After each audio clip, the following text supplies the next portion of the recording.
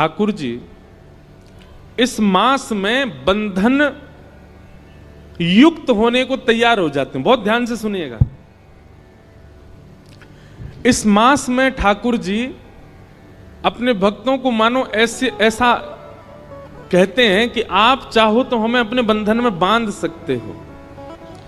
व्रत करो, नियम करो, प्रातःकाल उठ करके ब्रह्मचर्य का पालन करो, मंगला आरती करो, स्नान आदि करके पाठ पूजा नियम करो, अपने आप को श्रेष्ठ बना करके अगर आप अपने प्रेम पाश में हमें बांधना चाहते हो तो साल भर में कार्तिक मास ऐसा मास है जिसमें आप ठाकुर जी को अपने प्रेम पाश में बांध सकते हो। ठाकुर जी आपके हो सकते हैं। देखिए,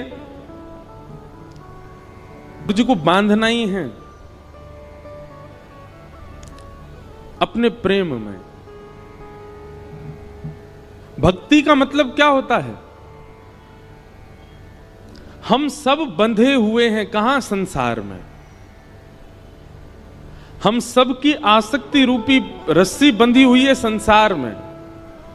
वो संसार से हटा करके श्री ठाकुर जी के चरणों में बांध देना, इसी को भक्ति कहते हैं।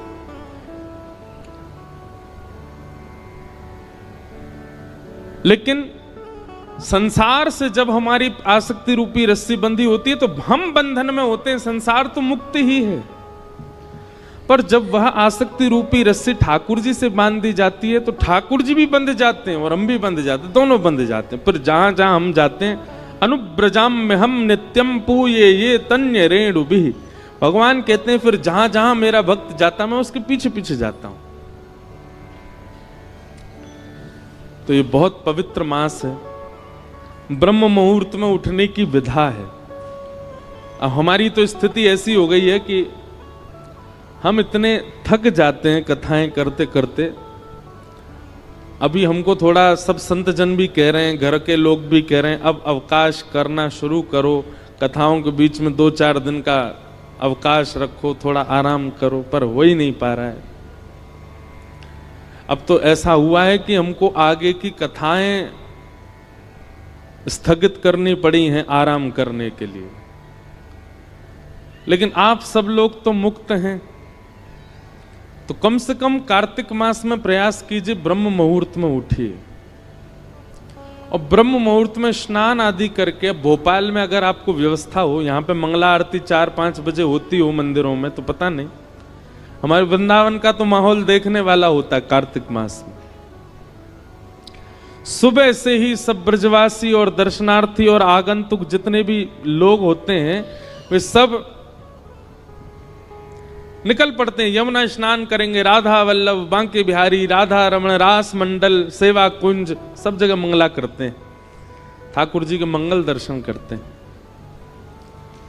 तत्पश्चात दामोदराष्टकम का पाठ करते हैं, सुंदर सुंदर भावों का पाठ करते हैं, तुलसी जी की विशेष आराधना करते हैं, तुलसी के सूखे लकड़ों से ठाकुर जी की आरती करते हैं। हमारे एक पंडित जी बता रहे थे कि कोई संत कथा में कह रहे थे कि एक बार कोई चूहिया दौड़ करके जा रही थी तो गलती से तुलसी के सूखे लकड़े पड़े थे, एक लकड़ी पर पैर पड़ गया तो वो उछल करके ठाकुर जी के सन्मुख अर्पित हो गई कार्तिक मास में। तो उसका परिणाम ये हुआ कि वो अगले जन्म में ठाकुर जी की कोई अनन्य सखी बन करके आई, अनन्य कोई प्रियसी बन करके आई। तो हम सब चुहिया तो नहीं है, हम सब तो मानव हैं। कहने का अभिप्राय, भूल से भी यदि ठाकुर जी को तुलसी अर्पित हो जाती है या तुलसी के सूखी लकड़ी से ठाकुर जी की आरती हो जाती है तो कार्तिक मास में उसका फल